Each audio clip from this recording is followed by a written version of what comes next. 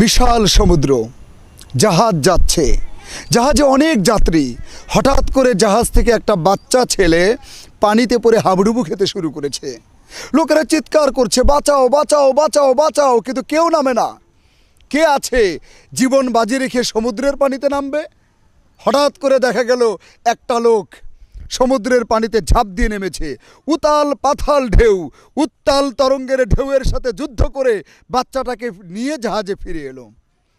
লোকেরা প্রশংসা শুরু করেছে, ওয়াও ওয়াও ওয়াও, কি ভালো মানুষ, নিজের জীবন বাজি রেখে উত্তাল তরঙ্গের ঢেউয়ের সাথে যুদ্ধ করে বাচ্চাটাকে নিয়ে জাহাজে ফিরে এলো, কি ভালো মানুষ, কি ভালো মানুষ।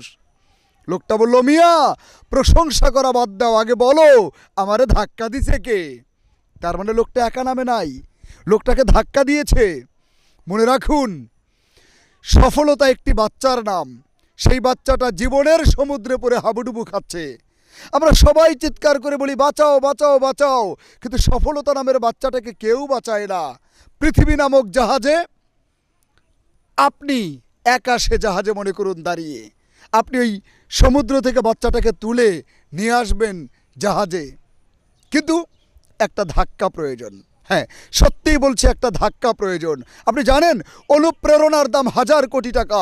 অনুপ্রেরণার ধাক্কাটাও অনেক বেশি জরুরি। কাউকে মগজ ধোলাই করে, ব্রেন ওয়াশ করে একটা মানুষকে রাজপথে আত্মহত্যা পর্যন্ত করানো যায়। ব্রেইন ওয়াশ করে একটা মানুষকে অনেক কিছু করানো যায়। মনে রাখুন, অনুপ্রেরণার দাম 1000 কোটি টাকা। অনুপ্রাণিত হতে পারাটার দাম অনেক। তাই একজন অনুপ্রেরণাকারী দরকার। সে বাবা মা হতে পারে, শিক্ষক হতে পারে, বন্ধু হতে পারে, আত্মীয় স্বজন হতে পারে। তবে ভুলে যাবেন না, আপনার অনুপ্রেরণাকারী নামের ধাক্কা থাকলে তাতে কি হবে?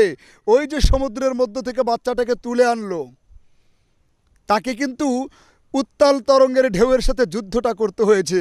আপনাকে না হয় কেউ অনুপ্রেরণা নামের ধাক্কা দেবে, অর্থনৈতিক ধাক্কা দেবে, সামাজিকভাবে নানাবিধভাবে তো আপনাকে পেছন থেকে সফলতার জন্য ধাক্কা দেবে।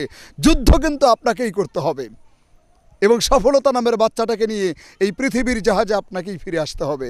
অতএব নিজেকে প্রস্তুত করুন, আল্লাহকে ভয় করে চলুন, আল্লাহ তাআলার উপরে নির্ভর করুন, তাকওয়া অর্জন করুন, এবং আল্লাহ তাআলার উপরে নির্ভর করে, আল্লাহ তাআলাকে ভয় করে সফলতার জন্য কঠোর পরিশ্রম করে যান। সফল আপনি হবেন।